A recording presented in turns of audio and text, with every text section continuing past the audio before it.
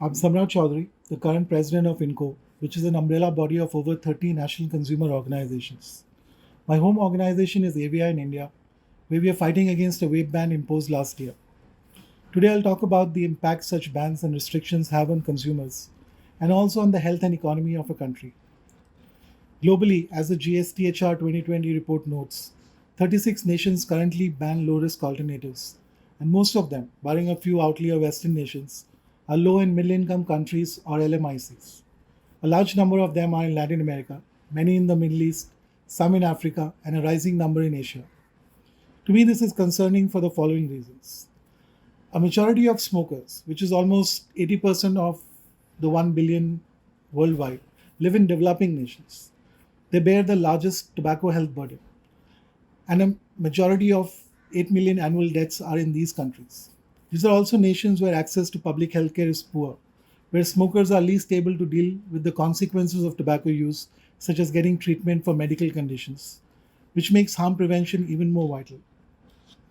Implementation of the FCTC guidelines is also low, with the focus entirely on demand reduction and little help for smokers to quit.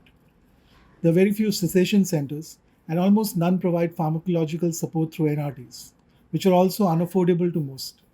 This makes harm prevention a vital, legitimate goal.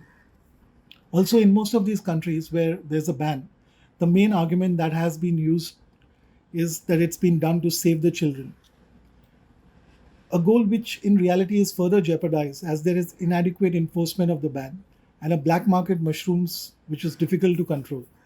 We've seen this in Brazil, Mexico, Thailand, and now in India.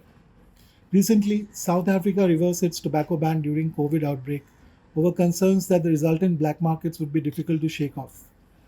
There's also the element of corruption aided by Bloomberg NGOs, who are co-opting tobacco policy through the sheer force of money.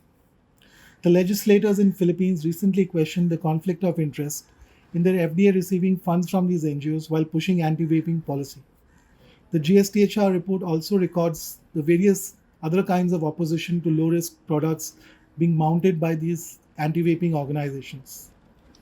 One extreme example of this that I would like to point out is the recent position paper by the influential Paris based union, which has called for a ban on vaping and heated products in LMICs.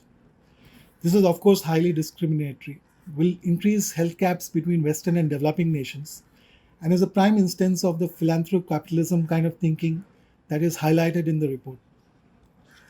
Sadly, it's not just bans in LMICs. We are also seeing growing number of restrictions on vaping and other risk-reduced products, from higher taxation, restriction on online sales, to the new favorite of tobacco control, which is flavor bans.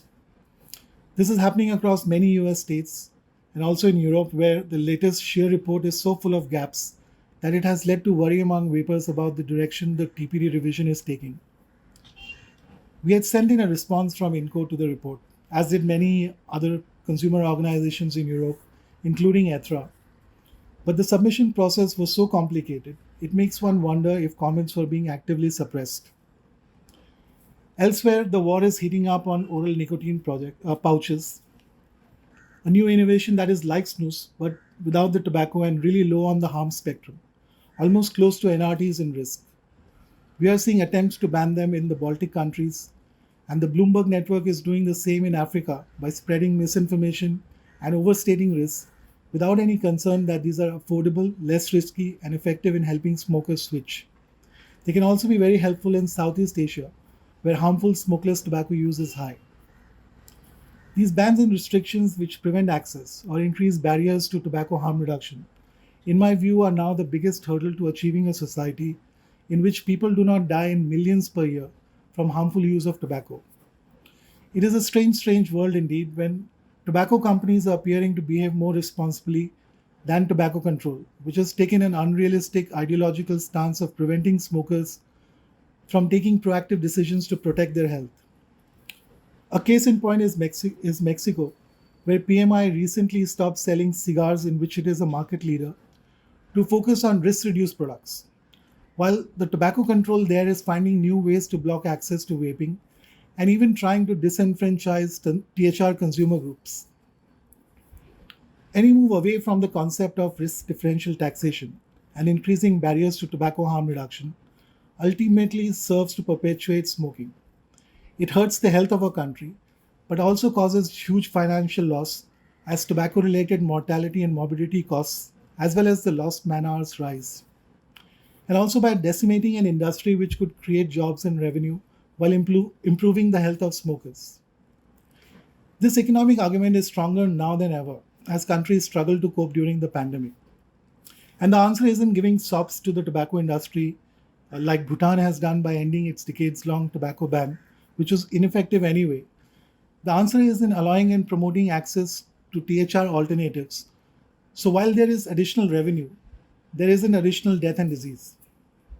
Lastly, I would like to point out that such restrictions violate human rights principles by denying tobacco users a means to prevent disease and early death. Personal liberty is built into all constitutions across the world, and especially when you take out second-hand risk out of the equation. There remains absolutely no argument to prevent access without violating these basic principles. The failed war on drugs has led to introduction of harm reduction as among the core tenets of drug policy, and it's time it caught on in tobacco control too. But all is not bad. There is a glimmer of hope, and science seems to be slowly but steadily winning over ideology. Since the last edition of the GSTHR report in 2018, 4 countries have banned THR alternatives, while 22 nations from various regions of the world have either reversed their bans or put in place formal regulations allowing their use. The tide is indeed turning, and I hope the trend continues in the years to come. Thank you.